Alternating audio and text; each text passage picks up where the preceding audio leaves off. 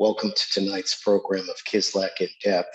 Traci Ardren, Carol Damian, and Arthur Dunkelman, Women of Power in the Indigenous New World. Kislak in Depth presents the unique perspective of curators, scholars, artists, and thinkers on the historical and aesthetic significance of the unique works of art and artifacts in the Kislak collections at Miami-Dade College and other Kislak collections. Traci Ardren is a professor in the Department of Anthropology at the University of Miami. She is an anthropological archaeologist interested in New World prehistoric cultures. Her research focuses on issues of identity and forms of symbolic representation in the archaeological record, especially the ways in which differences are explained through gender. Carol Damian is an art historian and curator of the Kislak Center at Miami-Dade College. Arthur Dunkelman is the curator of the Kislak Collection of the Early Americas, Exploration and Navigation in Special Collections at the University of Miami Richter Library. We will be taking questions for our presenters. To submit a question, click the Q&A tab at the bottom of your screen. Enjoy the program. Carol, Arthur. Thank you for joining us for the second of our Kislak talks. And I think that this is really going to be fascinating for everybody. Traci's work is perfect for Women's History Month. This is Women's History Month. So we are going to be looking at women and women as rulers, women as priestesses, women as mothers. So it's really very interesting to see that the role of women as it emerged in the ancient peoples is quite fascinating. Traci, tell us about your research and how this research, your present research, actually informs this particular presentation. Thank you. Thank you, everybody, for being here. This is a real pleasure. The Kislak collection is full of fascinating, spectacular objects.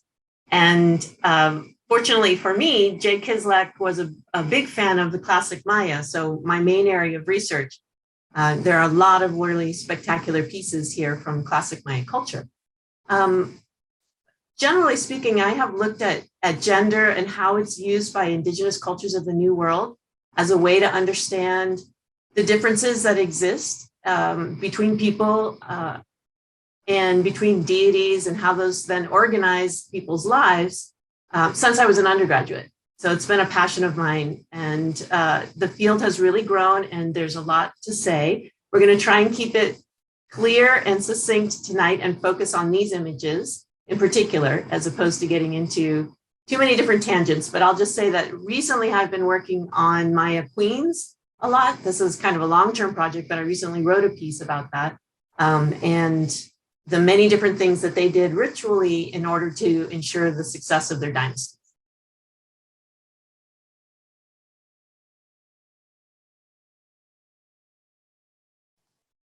Would you like to begin with the slides, and we can pick up some more of the conversation as we go through them? All right.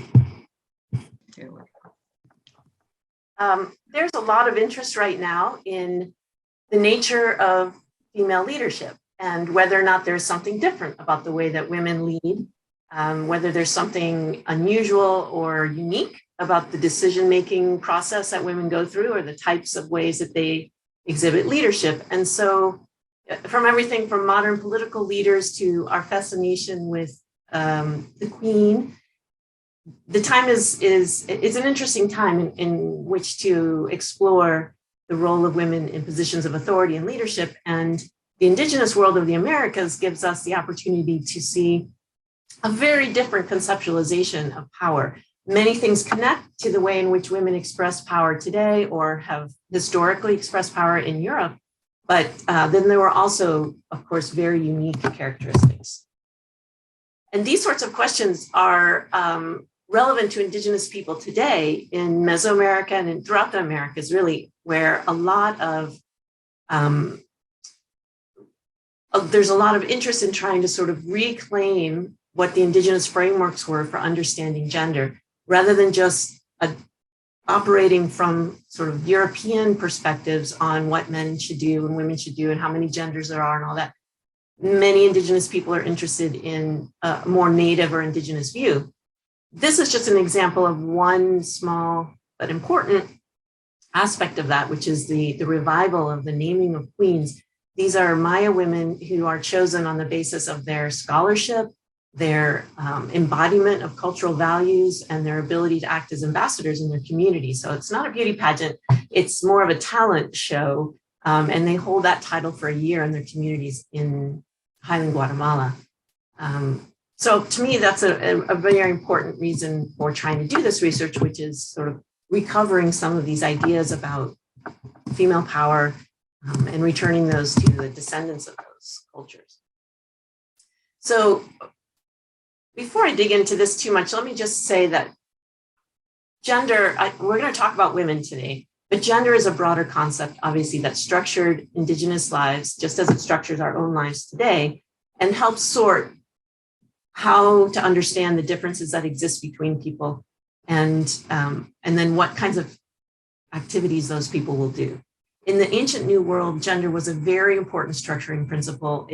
It was used to order daily activities, ceremonial activities, the universe as a whole in terms of the cosmological level, and probably much more than that we just don't truly understand. But gender was thought of differently than we do. In the West today, we tie it very closely to biology. And in the Indigenous New World, it was much more loosely connected to biology and much more involved with the enactment of certain behaviors. So people could shift genders and move in and out of multiple gender roles, not just two, based on what kinds of behaviors they did, and based on how they dressed, and based on the kinds of activities that characterize their days. So gender for me is an organizing principle. It's a set of ideas and expectations that help structure how people interact. Okay, I hope that's clear. We can always discuss that more in the Q&A. So to begin, how do we know about gender in the ancient world? Sometimes people ask me that question. And for the Maya area and for much of the New World, we have very rich artistic tradition, which is what we're going to focus on here today. But we also have increasingly native writing or native documents that explain things about gender. So this is just one example. For the Maya, we now consider ourselves historical archaeologists because we have a really large body of native writing that explain things like, for example, this woman is Ishkabel, who's a very famous queen. This is a piece in the Cleveland Museum of Art. And I just put it in here to illustrate this point, that she is considered a Kalumte, which is the most powerful title that a Maya ruler could have, the most exalted title. It sort of means dynastic overlord. It had the connotation of connectedness to a territory as well as to a dynastic family. And we're still working out some of the details of it, but there were many women who carried this title. I think we have 14 examples of different historical women who carried this title, which is about 15% of the known total corpus of royal Maya people who carried the title. So not half by any means, not 75%, but still a substantial number. And given that this is the most powerful title, we can see that gender was not an impediment to that kind of authority in the Maya world. And that's what the writing gives us, is the names of individual women, as well as the fact that power was held in these titles and could be held by people of any gender. Okay, so getting into the actual Kislak pieces, this is one of my favorite vessels. And it's just a rollout, right? There's a technique that the wonderful photographer named Justin Kerr developed for taking a picture of a Maya vase. This is the vase on the right here, and it's just been rolled out for you so we can read the iconography more easily. And it's a palace setting, like many of these are. And in this case, there's 3 male figures on the left and then a woman on the right. And they are performing a ritual, a ceremony involving some musical instruments and probably a ritual dance. They have very unique kinds of clothing on that they're wearing. And we're going to zoom in here on the female figure on the right because she illustrates a lot of the sort of most important principles we understand about royal women in classic Maya art. She's wearing a loose huipil, which is the Maya word for a floor-length blouse, essentially, which is in her case very elaborately made. It's decorated probably with batik. Those figures that are glyph-like in the middle of her body are probably batik. You can see that there's color and attention to the detail of the cloth. She's also has a very elaborate hair treatment with headdress. Those are gender specific as well. She's wearing facial paint, and in some cases, royal women wore tattoos, which men did as well, but it's something specific to their class. She has ornate jewelry, right? So she has wearing a necklace of white and then a big chunk of something right around her chest. So that may have been jade originally. That's a typical shape for a jade necklace. Perhaps the green paint has faded, or it could be shell. And it drapes down her back because the centerpiece is so heavy that the back has a counterweight of beads. Her body is fully covered, and that's an important thing that we know for Maya art, at least, is typical for the royal women. And it'll be different in some other images we look at. And then she's doing a gender-specific activity. In this case, she's holding up a ritual implement. There's a lot of debate as to what this is she's holding. I think it's a mask, because there's other examples that are like this that are masks. It could be a severed head, very Maya, possible, very possible. But in these scenes, women are often holding ritual implements. That's the gender-specific activity. They're providing the tools necessary to do the ritual. And then in many cases, when there's writing, they carry royal titles. So this is a very important piece that's been studied by a lot of different scholars in the Kislak collection. We also know that the piece on the left is the jade mask that was on the invitation to tonight's talk. These are funerary masks that are found with the very, very most important and wealthy elites. There's one on the right that's a small image from another exhibit. It's not in the Kislak collection, but it was the funerary mask for a royal woman. She was a queen for Palenque, one of the most famous of Maya cities. So my point here is just that these jade royal masks were not something that were specific to either kings or queens. Both royals wore them into death. And we know from that they were able to command substantial wealth, that these burial offerings were a matter of class or status as opposed to gender. So again, you see sort of an equal access between the genders in terms of the display of power in death. And then we know that we have a lot of images. Again, this is not a stealer from the Kislak collection, but it is important for this point that we have a lot of images of women performing specific rituals. So just like that ceramic vase we looked at, here's an image, and I know this is a little complex to look at, but this is one of the stone stela that, in particular, this one is at the San Francisco Museum of Art. If you look carefully, you'll see that there's a human figure standing in the middle.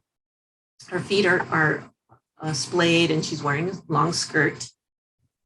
She also has a very elaborate headdress, and she's holding a bar in her arms, and that's sort of like a scepter, equivalent of a scepter for classic Maya rulers. It's a ceremonial tool that they held. They're probably made of carved wood. We don't know for sure. We haven't found very many. And she's performing a ritual in which she conjures an ancestral spirit, and that's what is swirling around behind her. The mouth is opening and a spirit is coming out the front. A spirit, actually, in this case, of God Ke, the deity that rules rulership and dynastic power. So she's communicating with an ancestral spirit, perhaps the founder of her dynasty.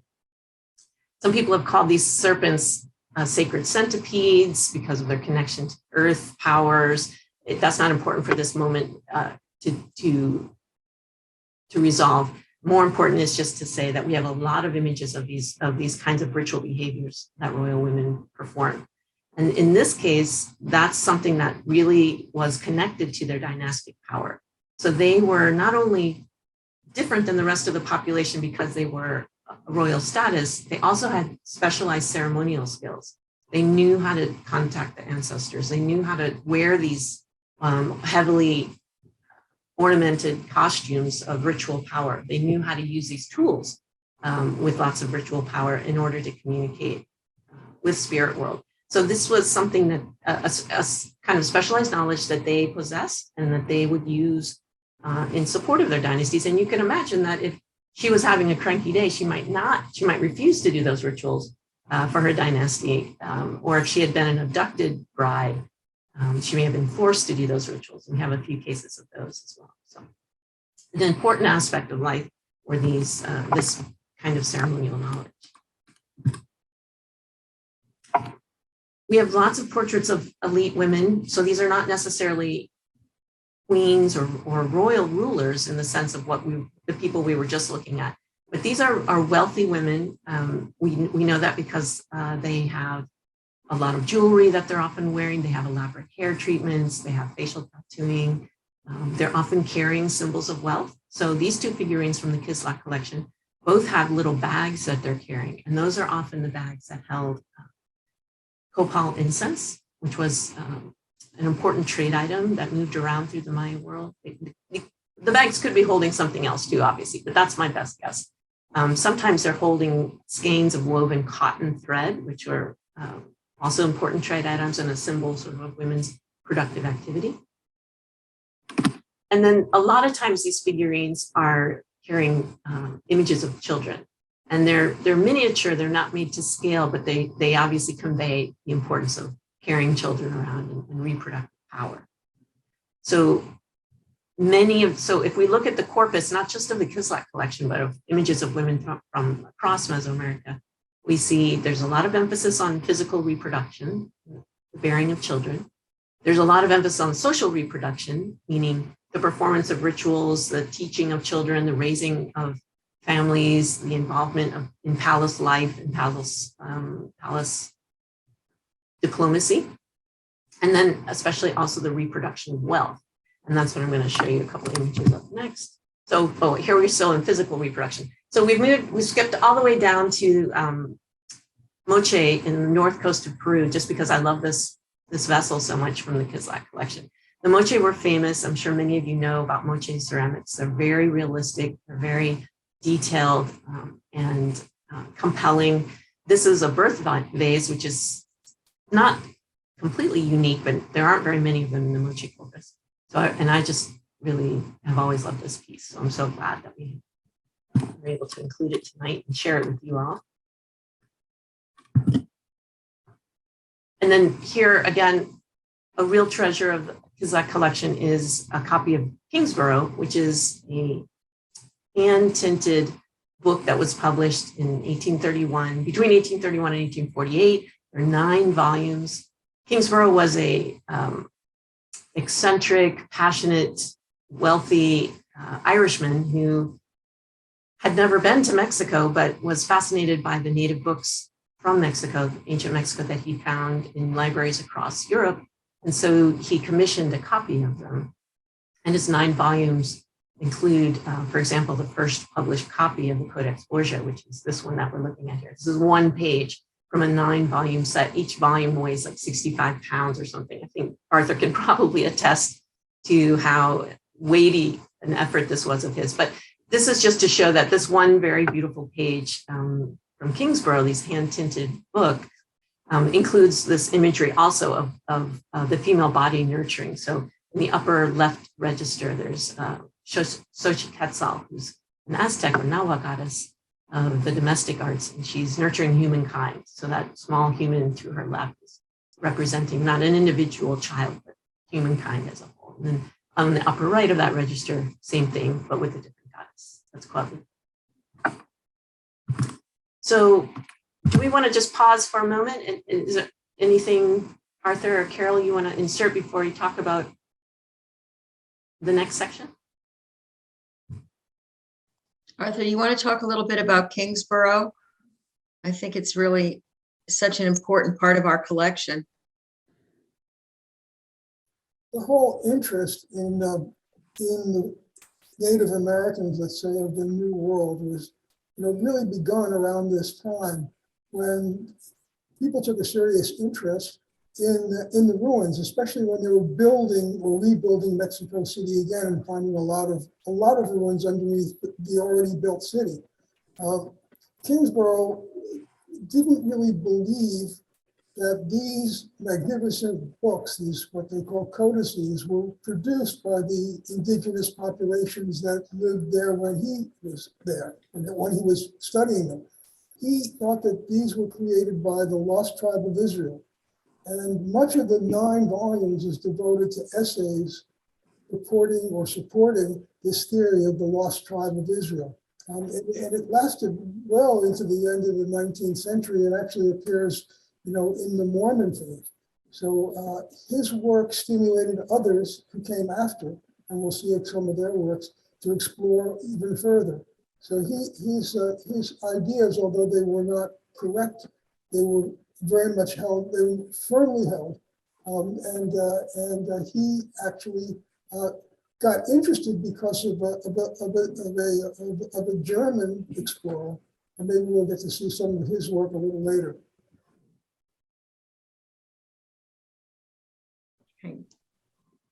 Great. So I'd mentioned before about the production of wealth, and there are a lot of images in both the Kislak collection and in pre-Columbian art of the Americas where women are producing food or they're producing other kinds of skilled crafts that were unique to the female gender. So this is a good example of how gender is not prescriptive in the sense that clearly our body, both men and women are perfectly capable of producing food.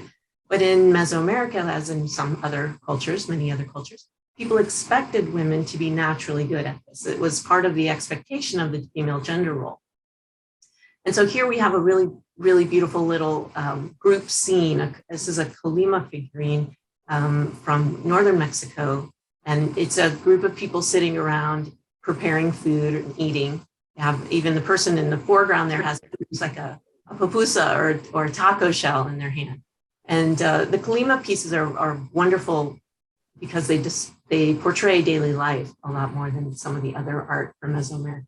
And I think that the figure in the top of the screen is female just because of the clothing she's wearing. She's wearing a sort of triangular shaped upper blouse garment, which was very diagnostic of the female gender in central Mexico and northern Mexico. So the production of food is an important theme. The production of specialized crafts, as I mentioned. This is, again, a South American piece in the Kislak collection, but we know that women across the Americas made feather work. And this is a very difficult, labor-intensive form of crafting. If you look at the lower image here, and I have to thank my friend Carol for making this slide in the first place, it shows you how these tropical bird feathers are attached. And the Spanish described that elite women in Mexico City, or what became Mexico City, in the Aztec capital, Tenochtitlan, would spend their days in the palaces making feather work. And there are some really spectacular pieces like this one that still preserves in collections around the world, and then others from the 16th and 17th centuries. It's a very important form of crafting because these were something that only the most powerful people could wear. This particular one is, as I said, from Nazca, from the south coast of Peru, and but similar checkered pieces like featherwork tunics like this that were worn by elites are also shown in early colonial art, which is something that Carol has worked on. So this kind of specialized craft, not available to the entire population, not something that all women did by any means, but something that particular elite women did in order to demonstrate their skill and specialized accomplishments. And then food, another example of food preparation.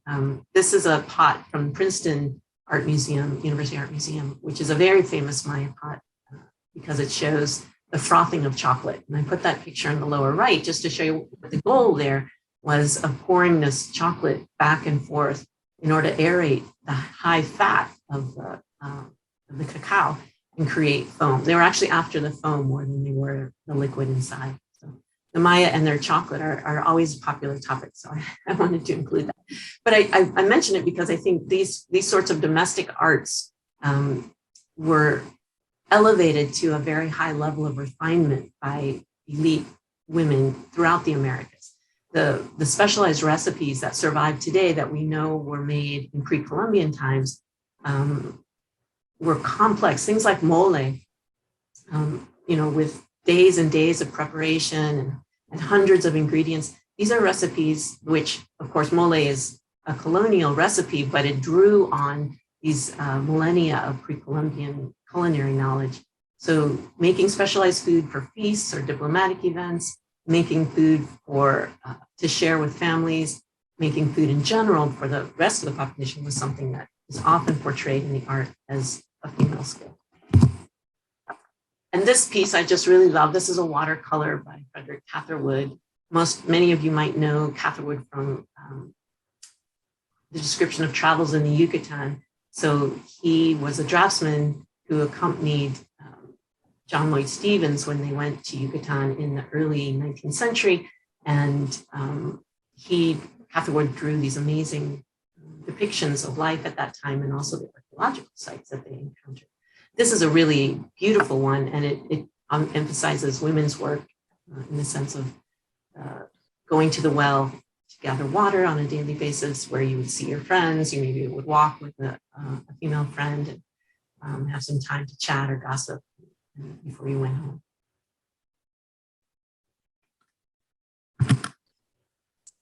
So moving away from the depiction of actual women into the realm of mythology, I wanted to just include a couple because we have these really beautiful pieces.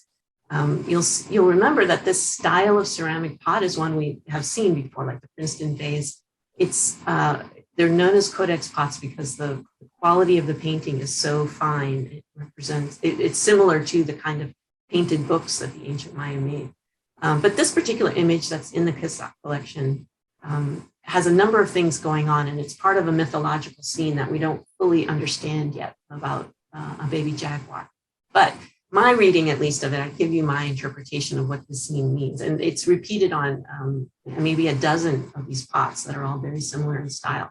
And this is one of the few, though, that includes the figure of the death god as a female, in female form. That's what I would suggest based on the clothing of that figure. So on the right, you see a close-up of her. We know she's a death goddess because she has these spots on her face that are always associated with that deity. And if it is a death goddess, if I'm right about it, and I'm calling her because of the long draped clothing that she wears, which you almost never see male figures wearing, then that's an interesting fact about this god this deity perhaps moves back and forth, can take different gendered forms.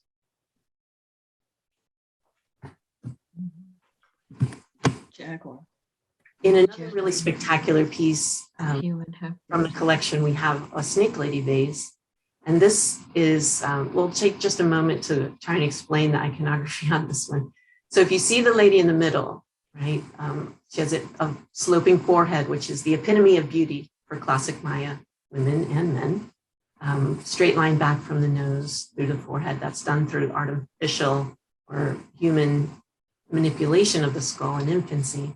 Her hair is shaved and then coiffed. She's not clothed from the waist up, so you can see her breasts. That's very unusual. That's usually a sign that the female figure is in a mythological context. Because remember, I mentioned before that elite women were almost always fully clothed. She's wrapped by a snake, and there's lots of snakes in Maya art and Mesoamerican art. This snake is very similar to the one we saw before on the stele, in that it's probably an ancestral serpent or a serpent that's being conjured in order to bring an ancestral presence out. There's this old god who comes out of the mouth of the snake, right in the middle of the scene. And that guy he doesn't fit the Maya epitome of beauty. He has a hooked nose, he has no teeth, he has wrinkles. The Maya were very concerned with beauty, and they made it was really an important point when they depict an individual as old and wrinkled like this. Not to say that they were ugly. Obviously, this is an entity of a lot of power right here. Just to say that they were aged. They were deliberate about marking age as an indication of someone's identity. And the old creature is reaching towards the beautiful young woman, and the young woman is looking towards the figure on the far left, who is the deity of rulership again. Okay. And he's sort of the embodiment of lightning, the power of a dynasty to be founded and persevere. And in this case, like I said, although there are many of these vases, we do not really fully understand the story, although it seems to have with mythological time. So early on, people thought maybe these figures were also actual women who were unclothed, but my research would not support that idea. I think that most of scholars would suggest these are deeply mythological scenes. And I think an interesting It's not good. talk about a little more. Traci, can I interrupt you for a minute? Can you hear me? Yes, please. I have two questions. First of all, I'm fascinated by the whole mythological aspect of these images and who they were and what they did. And they obviously served a purpose beyond just the recording of a myth. And especially just the mention that you had of scholars who think that perhaps these are real women taking on the guise of mythological figure, a goddess or whatever. So I'm curious about what you think the role of mythology is to the overall construction of Maya society and Maya culture. And then I have another question after that.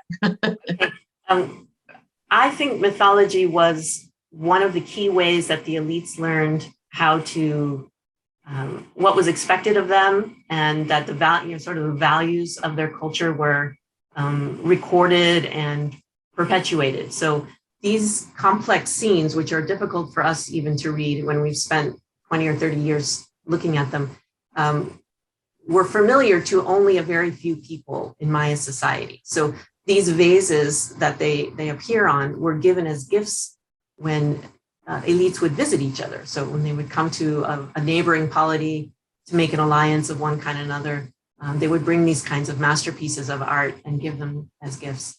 And many of them were never used for food or any other purpose than giving as these gifts, and then maybe depositing them into a tomb as an indication of wealth. So I think that to both be able to have artists who could create something that's beautiful, and then to be able to understand the imagery when you received something like this was a sign of your skill and status in the culture. So that's the way it functions.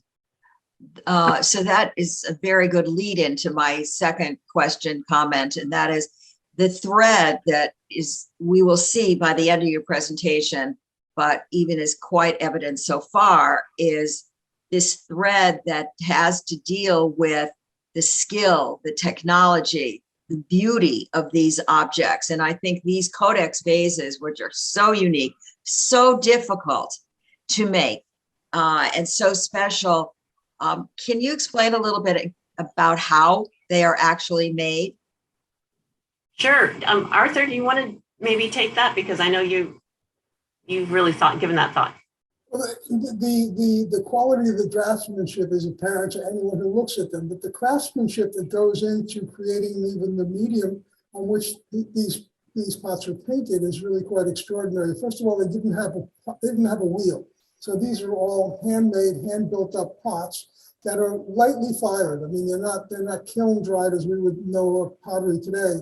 So they're quite soft. And to paint on them, one had to have a very sure hand, not only to paint a whole scene in the round, but you couldn't make a lot of mistakes because there was no way to erase a mistake except by sanding it off the pot. So these were highly skilled craftspeople, both, and probably we have actually been able to identify the handwork of individual artists who remain unnamed. They didn't sign their work, but their work itself has certain similarities that make it possible for us to say, well, this pot was painted by such and such a person who usually doesn't have a personal name, but he's named for one of his pots or some of the scenes that they painted.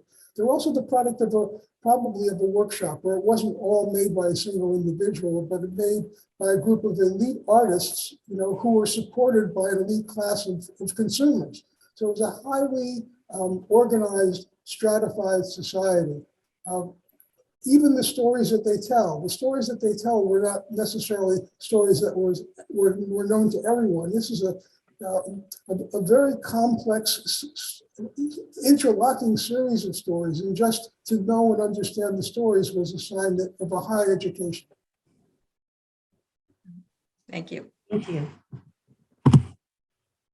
Another favorite of mine. Okay, so I wanted to just talk about one more theme that shows up time and again in pre-Columbian art, which is what I call the complementarity of the genders.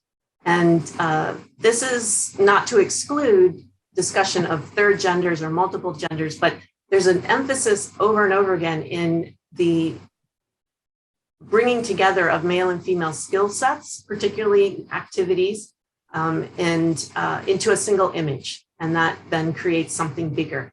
You see that in figurines, in stela, in many different media. And here, Diego Rivera has tapped into that in his beautiful watercolor illustrating a scene from the Popol Vuh, which is a Maya origin myth that was recorded in the 16th century and describes the different creations of worlds before the one that we live in now. And this is just really one of my absolute all-time favorite pieces, just because it's Rivera and it's a watercolor and it's the Popol Vuh. It just has everything going for it, but it really does also really tap into that tradition of including a female and a male together in an image. Here's another example of that, just from a very different time. This is much, much thousands of years earlier, really. And these two figurines who really look like they were made by the same hand, but a male and a female from a pre-classic period, similar in scale and in decoration, probably made as a set. You see these kinds of pairs over and over and over again. And this idea of complementarity has to do with organizing behavior and understanding difference and saying that, not that there was equality, that's a different idea, but complementarity means that there are skills that each gender brings to the table that are necessary. And so it does lead to a sense of interdependence between genders as opposed to as a hostility toward or denigration of a single skill set. So while men held most positions of authority in the pre-Columbian world, there were many opportunities in which women also held authority, and there were many ways in which their skill sets were integral to the perpetuation of daily life. This is something that continues in Indigenous society today in a lot of Indigenous cultures, and it's one of the ways in which it's very different than the West. Western ideas about gender are almost always hierarchical until we reach the modern time when we're achieving something closer to equality. But we don't think of the kinds of work that men and women do as inherently different and inherently complementary in the same way that Indigenous people do.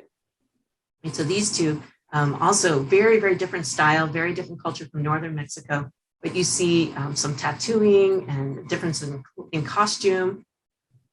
Clearly she's wearing a skirt and they both have jewelry and facial tattoos, but there's enough differences that anybody who looked at these from that culture, or even we today, can see that there's a difference. That pairing of male and female carries all the way through into the colonial period. This is a really extraordinary piece in the Kislak collection, which is a native title document. So in central Mexico in particular, in Nahua people, people we sometimes call Aztecs, who continued to live in central Mexico, used the indigenous technique of making paper from fig trees and created their own European style books. Often these were maps that then, where they could draw a map to explain their claim to certain territories. And they were then used in proceedings to help resolve disputes over land. So in this case, they have an almost primordial male and female couple together making a claim to a certain piece of property, a certain hill. And then I just wanted to finish with this just joyful image. It could be a male and a female, it could be two females. There are a couple other figurines almost identical to this in other museums. This is from the Kislak collection, but there's one in the American Museum of Natural History that's very similar. And we don't exactly know what's going on. There were some pre-Columbian rituals of hair pulling in the Americas, but not necessarily in Mesoamerica. They could be pulling each other's hair, they could be fixing each other's hair, they could be dancing and just holding each other's hair. We have to do a lot more research on these kind of figurines to figure that out. But it's a fun image and maybe a little bit more lighthearted than some of the other ones that were shown here today. So I wanted to make sure we got that in there. And then we wanted to make sure you knew how to find out more about this collection. So this is the information you might need to be able to find us at the University of Miami. And then also the Kislak collection exists at MDC. In Freedom Tower, there's a permanent exhibit that you're welcome to visit. Traci, a couple of questions have come up that I'll go through for you, but also I'm just wondering about Maya tombs. I mean, we know there's some spectacular tombs. The tomb of Pacha, I guess, is the most spectacular, but are there tombs of royal women that have been discovered as they have been in Peru? I mean, in Peru, in the last 20 years, they've discovered and are found really spectacular royal women buried in full mausoleum types of arrangements with offerings, etc. Is that true also with the Maya? It is. It's exactly the same. It's just been in the last few, I'd say 20 years that people have really recognized them, but there are now a dozen of these very, very rich female tombs. And all the way from the Margarita tomb at Copan, which is the wife of the founder of that dynasty, to the Red Queen at Palenque, whose name we don't really know. Some guesses that she was a wife of Palenque. I'm sorry, a wife of Pakal, the king there. To a number of royal women from Calakmul who are queens. So there are lots of these, and in particular, there was a female tomb found not too long ago, just a few years ago, at a site called Huaca, which used to be known as El Peru.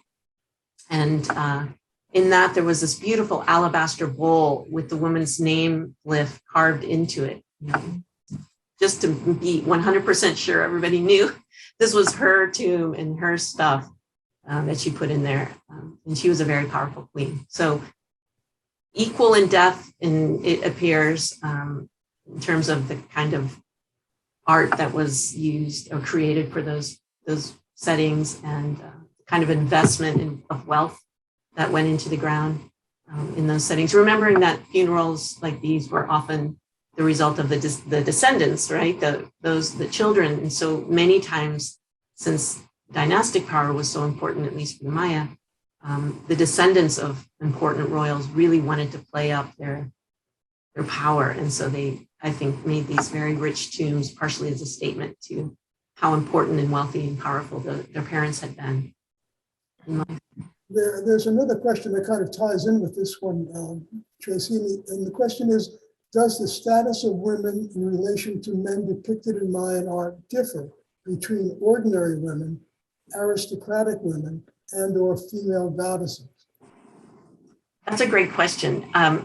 First of all, we have to remember that in classic Maya culture, art was not created in the same way that art is created in our own culture today. So most of what we've looked at here today were made by artists that were attached to palaces, that were in service completely to royal dynastic powers. And so they were not free to create what they wanted to create. They created what their patrons asked them to create or told them to create. So things like the ceramic vases, the carved stone stele, the jade funerary masks, these are things that artists were told to create and had very little freedom to deviate from. But then the figurines are where we see the opportunity for the rest of the population to have created some of these images. And figurines are wonderful in that sense because they do show a lot more different kinds of activities, a lot more different roles. And there are very elaborate fine figurines, and then there are very simple like mold made figurines. So even within that media, there's a lot of variation. But I would say that since we have a working assumption that because we find figurines everywhere across the Maya site, in every household, in trash heaps, and whereas a lot of the things like the painted ceramic vessels are only found in the wealthiest of tombs, we think that figurines were made by a wider group of people and probably represent more of the 99%, more of what life was like for the majority of the population. I've got a little follow-up question out of my own. Well, I understand that you explained quite a bit about the roles of men and women as being complementary. But also, isn't there also the different realms that they occupied? I mean, it was fairly clearly defined about not only what women's work was, but what women were. How, that women were, closer to the earth, perhaps, or something. Can you speak a little bit about, because I think that carried forward even into historic times. No, absolutely. If you, where I work in Yucatan today, in this village of Yaxuna, there are very clear differences in gendered expectations that are they're hard to argue that they've changed a whole lot from some of the things we see in the archaeological record. So for example, women are expected to be good at cooking. They're expected to be good at childcare. They're expected to be healers, although there are different kinds of healing techniques that men learn. Men are expected to be good at going into the cornfield and growing corn and tending animals away from the home. Men are expected to hold official, influential offices within the village, whereas women are expected to have leadership roles in the home. None of that is absolute. So of course there is the occasional man who is an exceptional cook, or the occasional woman who holds elected office, but the gender organizes the expectations. And so I think what we see from the art that is in the Kislak collection is that while there was complementarity, that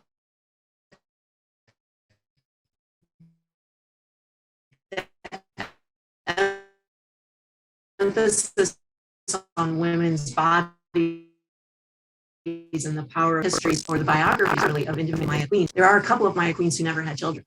And I recently speculated that was probably a very difficult situation for them, because this was a really strong expectation that was one of their roles, one of their important functions. And one of those women lived at a time in which there were 3 wives. She was one of 3 wives of a king. And so that may have actually buffered her a little bit from some of the worst consequences of not having children, right? She may have had other skills that her co-wives were able to help her realize, since they already had children. But that's a particular case. I think in general, the biological reproduction of bodies was important. And like I said, that then expands into this ability to turn food into cuisine, or raw feathers into clothing, or cotton plants into woven fibers, and things like that. There's a question that kind of follows up a little bit what you're saying about the roles. There's a question: did the Maya population depict a Salem, Massachusetts type of violence against women in their art, or is it no violence against women? There's a lot of violence depicted in classic Maya art in general, and some of it is shown toward women, but not particularly, not because there were women. Mm-hmm. In opinion, unless you want to focus on there's a few images of women being abducted. It's not clear if they're truly being abducted or if they're being, if there's a marriage broker, because there's a lot of scenes of negotiation with young women kind of behind a curtain listening to what's going on. And it seems like perhaps their elders are making a marriage alliance, which we knew happened frequently among the elite. So those women, then there's 1 or 2 scenes of them being carried in sort of litters, maybe to across the territories to a new home.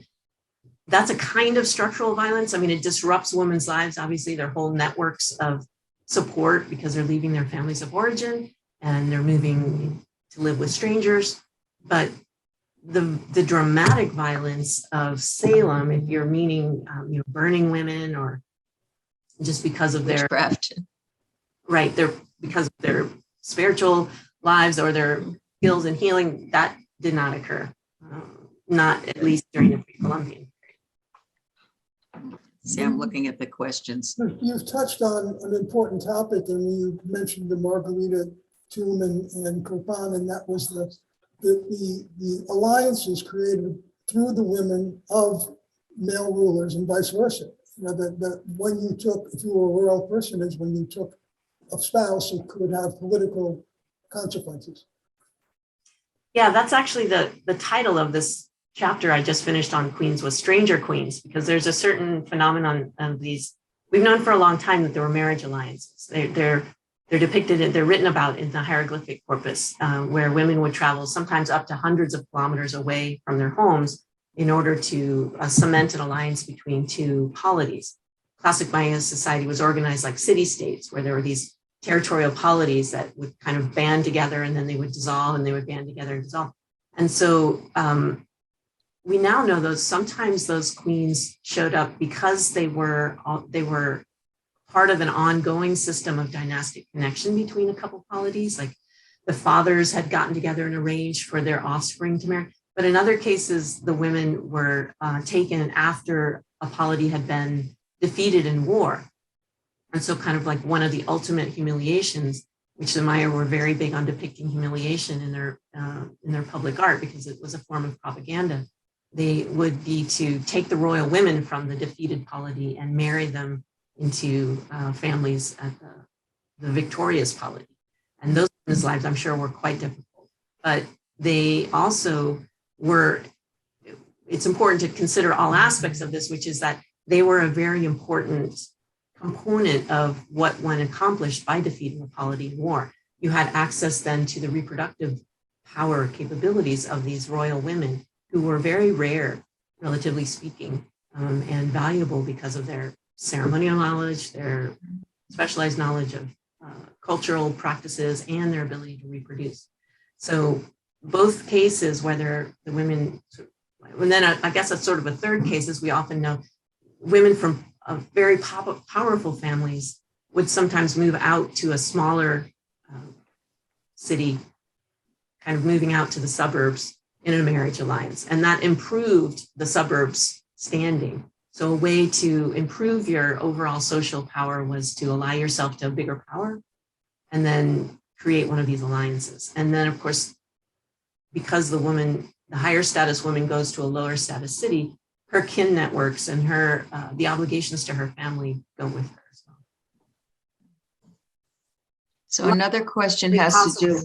Oh, sorry. Go ahead, sorry. I want to say a lot of this is only possible to understand in the last 10 years because of the advances in the hieroglyphics. Mm-hmm.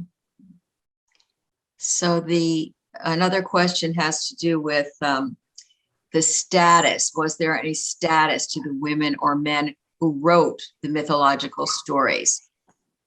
Were they common people or only royalty? Who would have access to the stories to be able to write them on the codex bases or in the codices? That's a great question that's still being debated. So in general, we think very few people were truly literate in classic Maya society, in the sense that they could read everything that they came across in a native book or on a stela.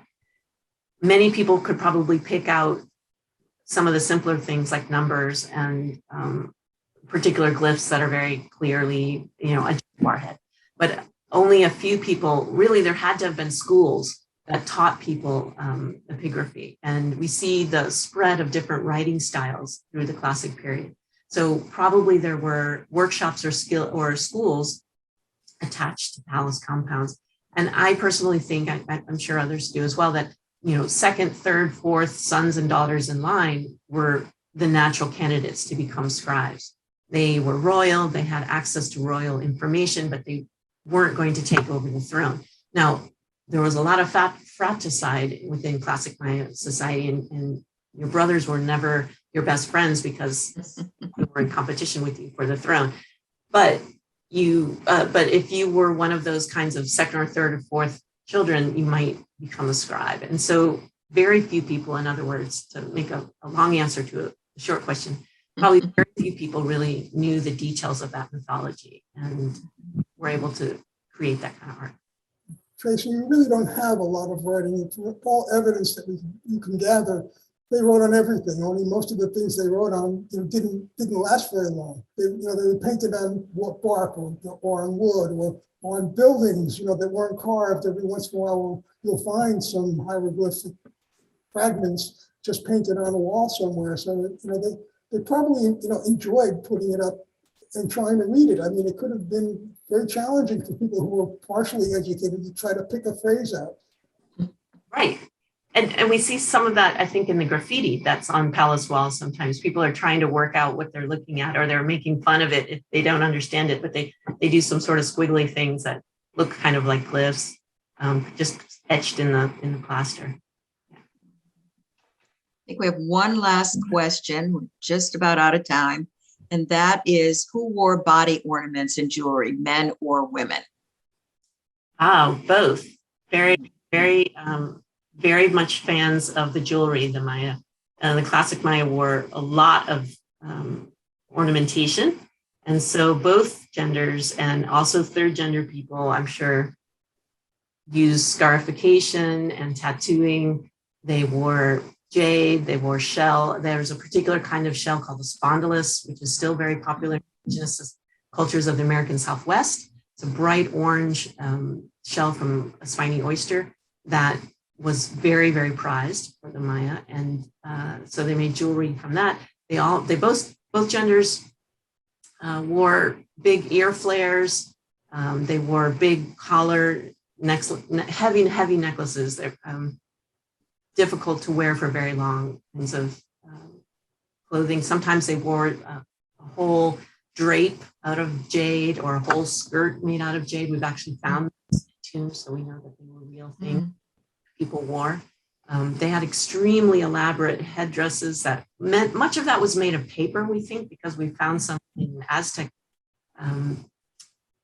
excavations that were made out of paper and miraculously preserved. They wouldn't really preserve in the Maya area because of being so tropical, but so paper was used to, to give volume but not weight. But then feather work and lots of other ornamentation too. I'm sure things that we don't have great evidence for. A lot of ornamentation. Well, thank you. Even the most simple homes, people have a couple of beads when they're buried. They maybe even take a piece of shell and paint it blue or paint it green, look like jade if they don't have access to jade, but they take a seashell or something like that and make it into a bead. So that's kind of a neat thing too. Well, thank you very much. I think we're out of time. This has been wonderful. And thank everybody for joining us. And our next Kislak talk is going to be with the artist. We're going to turn to Peru, and with the Peruvian artist Kukuli Velarde, who is an artist working today who really investigates and issues of her own identity and her past as a Peruvian. So I hope you will stay on our mailing list and pay attention to our emails and join us the next time. But thank you so much. Thank you. Good night, everybody. Thank you.